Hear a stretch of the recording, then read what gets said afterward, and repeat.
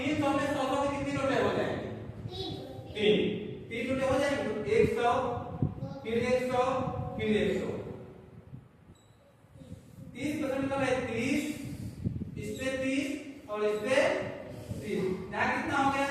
300। यहाँ कितना हो गया? 90। तो 300 का 30% कितना हो जाएगा? 30%। कितना हो जाएगा? 90। हल करेंगे तो कैसे करेंगे? 300 गुणे 30 बटे 100। इस जीरो से इस जीरो काट दो, इससे इसको काट दो। 3 जीरो और 3 त्रिका 9। 90 आ गया। ये आपका जो गणितीय विधि इससे, और इसको आप जो है व्यवहारिक विधि से लगा सकते हो। इस 100 में 100 में 30 रुपया, दूसरे 100 में भी 30 रुपया, तीसरे 30 में भी 30 रुपया। तो 3 बार 30 30 जोड़ दे तो कितना हो गया? 90। अगला सवाल देखो।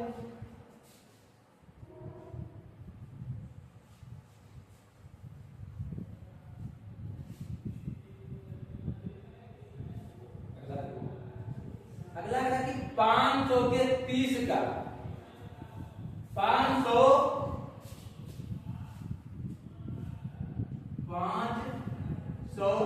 का 40%।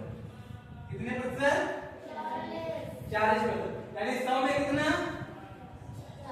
100 में 40।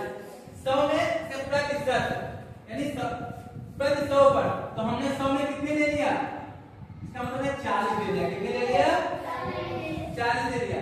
अब पहले 500 का 40% सवा और इसका व्यवहारिक 500 में 100 की कितनी नोट हो जाएगी? कितनी हो जाएगी? 5 नोट। ठीक, तो कहो भैया 1 नोट, 2 नोट, 3 नोट, 4 नोट और ये यहाँ पे 5 नोट। 1 2 3 4 और ये 5 नोट हो गए। एक 100 पर सचिन वापस ले रहे हैं कितने रुपया? 40। तो 2 नोट पे भी एक इस नोट पे भी 40 लेंगे, इस पे भी 40 लेंगे, इस पे भी 40 लेंगे और इस पे भी 40 लेंगे। इसको जब हमने जोड़ दिया तो कितना हो गया? 500। और इसको जोड़ दिया तो कितना हो गया? 4 दूनी 8, 4 दिया 12, 4 को 4 पंचे 20।